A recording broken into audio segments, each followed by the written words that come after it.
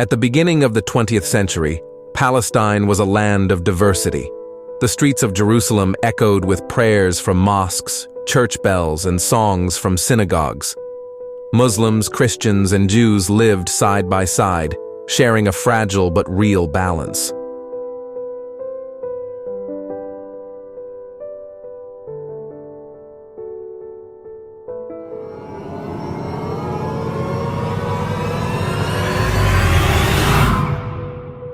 In 1897, in Basel, a dream took shape. Theodor Herzl, a Jewish journalist, imagined a state for his people. This dream, driven by hope and necessity, would change Palestine's fate. Herzl wrote, "In Basel, I created the Jewish state. In 50 years, everyone will agree." These words, spoken with conviction, marked the start of a movement that would transform the region. In 1917, the Balfour Declaration sealed this promise. Without asking those who had lived on this land for generations, the British, then rulers of Palestine, opened the door to mass Jewish immigration, planting the seeds of a conflict that would tear the region apart.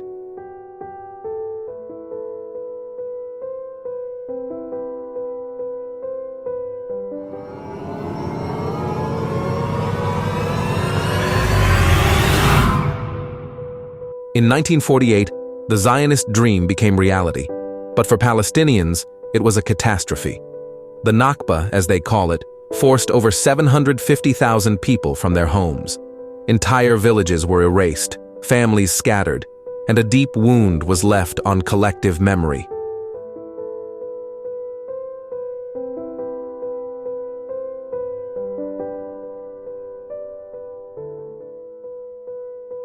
من جهتنا إحنا العرب ضايعين، كنا مش عارفين شو بده يصير. عارفين إنه الإنجليز بدهم يطلعوا ب15 أيار، خبرونا إياها وعارفين إنه الملك عبد الله كان يذيع كل مدة ومدة إنه إحنا يافا ما لأنه يافا وضع شكل والقدس وضع شكل وحيفا وضع شكل وكل بلد وضع شكل. كان يقول دائما إنه أنا مدينة يافا مينا إلي ما بتركها. نوعا ما كنا مطمنين انه مهما صار ضرب وهيك راح نضلنا مع الاردن. وبتذكر يوم احد كان يوم عيد الشعنينه وكتير ناس صاروا رايحين، في ناس يهربوا خايفين يقولوا انه رايحين بالمخفي، في ناس باعوا شويه املاك لليهود وهربوا. وانا بتذكر لاني شخص على الطريق كنت حامل 7 أشهر، قال لي شو مجنون جوزك مخليكي هون؟ قلت له انا مش خايفه، اجري ونطلع مع بعض. بهذا الاسبوع هذا صار في بلبله بيافا، كتير بلبله، ناس بدها تروح بالبحر، ناس بدها تروح ما بعرف شو. بعدين لما راحت اخر طياره في مكاتب غرغور، هدول كانوا وكلاء بواخر، جابوا بابور عيافا، وبقيت هالعيال اللي بقيوا بعد ما احنا طلعنا، اهلي من جملتهم امي وابوي، طلعوا بهالبابور. اشي وقعوا اغراضه بالبحر بالفلوكة، اشي وقع هو بالماء، اشي حالي وطلعوا بالبابور ووصلوا على بيروت. Survivors fled to the hills or neighboring countries, carrying the keys to their homes, symbols of a return they hoped would come soon. But that return never came. Today, these keys are passed down through generations, like sacred relics, silent witnesses to an ongoing injustice.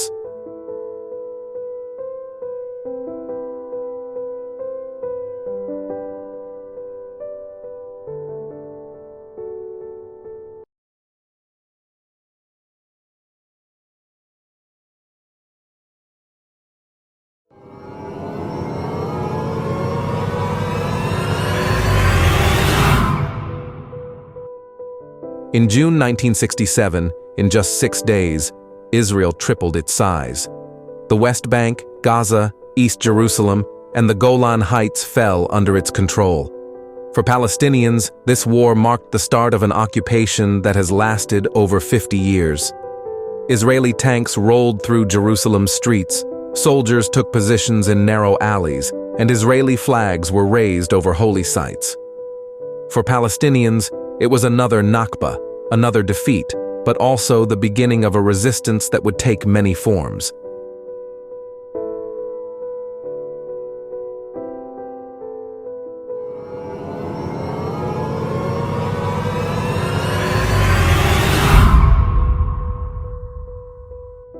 The intifadas were cries from the heart, uprisings born from unbearable injustice and a fierce desire for freedom. The first, in 1987, was a grassroots movement where an entire society rose against Israeli occupation. The young, women, and children played key roles.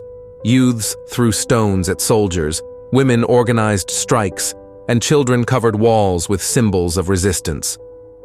Peaceful at its core, this revolt was a refusal of humiliation and a fight for recognition of a denied identity.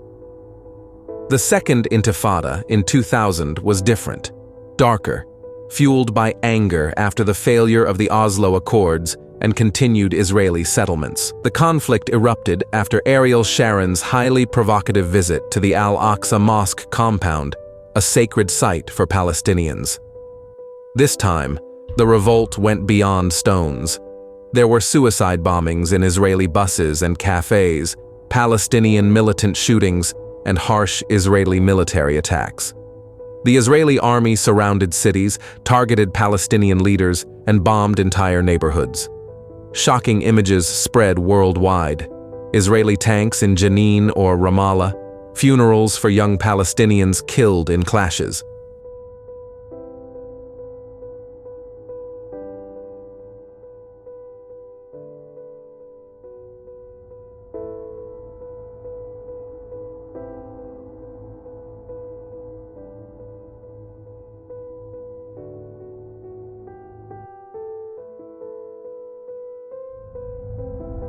Since 2007, Gaza has been under a strict blockade.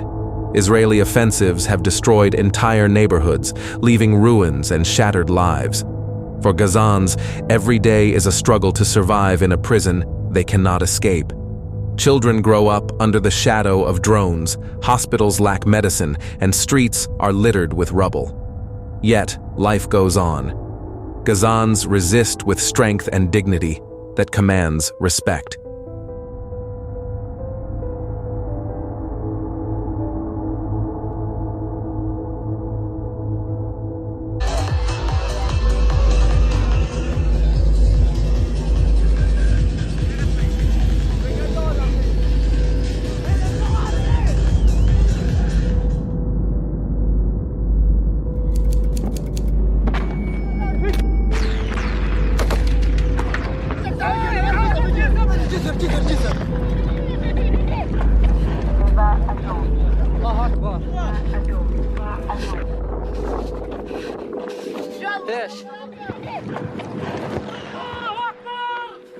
للجنة يا شباب.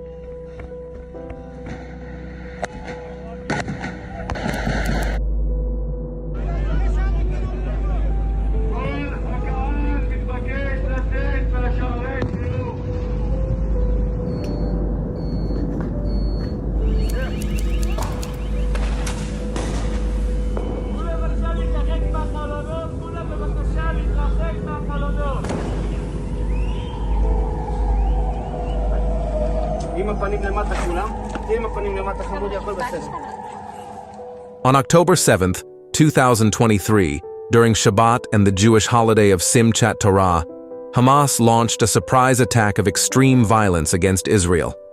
Hundreds of fighters crossed the border from Gaza, attacking kibbutzim, a music festival, and military bases, killing over 1,200 people and taking 240 hostages. This attack, the deadliest in Israel since its founding in 1948, sent shockwaves through the country. Israel's response was immediate and brutal. Intense bombings flattened entire neighborhoods in Gaza, killing over 35,000 Palestinians according to local authorities, mostly women and children. By striking on a sacred day, Hamas sought to spread terror. Israel retaliated with total war, far more destructive than past conflicts. This escalation has radicalized both sides, pushing peace further away.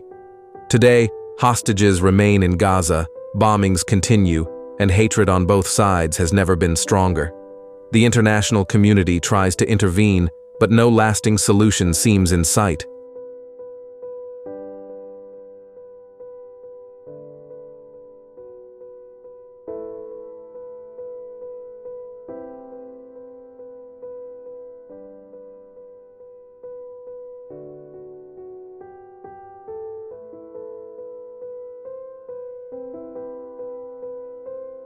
بدي اخويا والله بدي اخويا.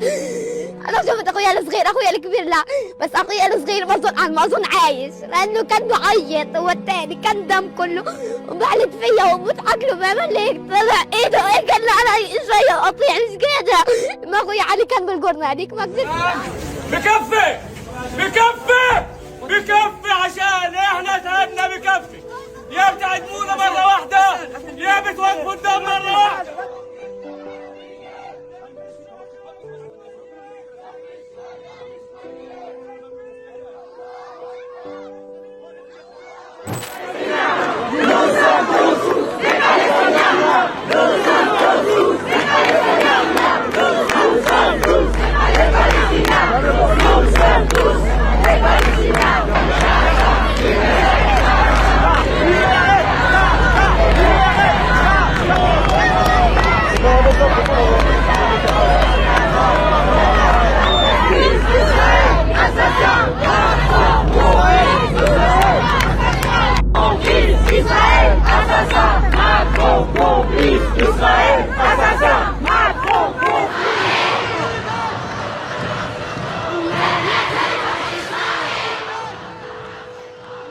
Across the world, one slogan unites the voices of justice: Free Palestine.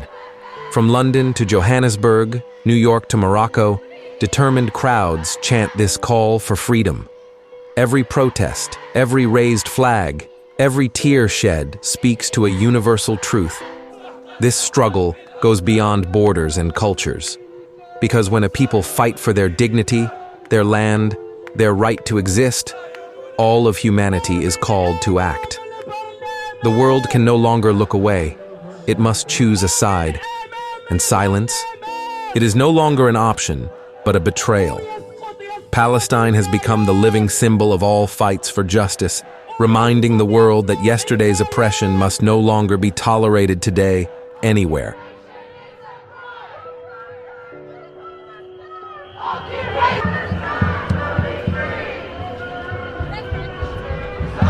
يا الله ويا الله غزة غزة يا الله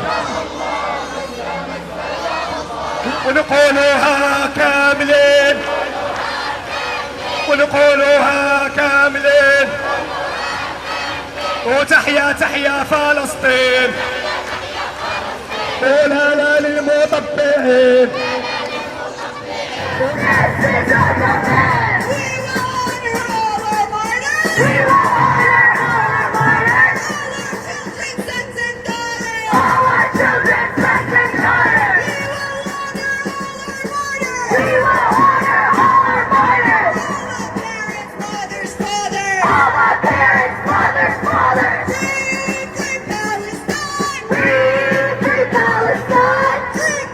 Free Palestine!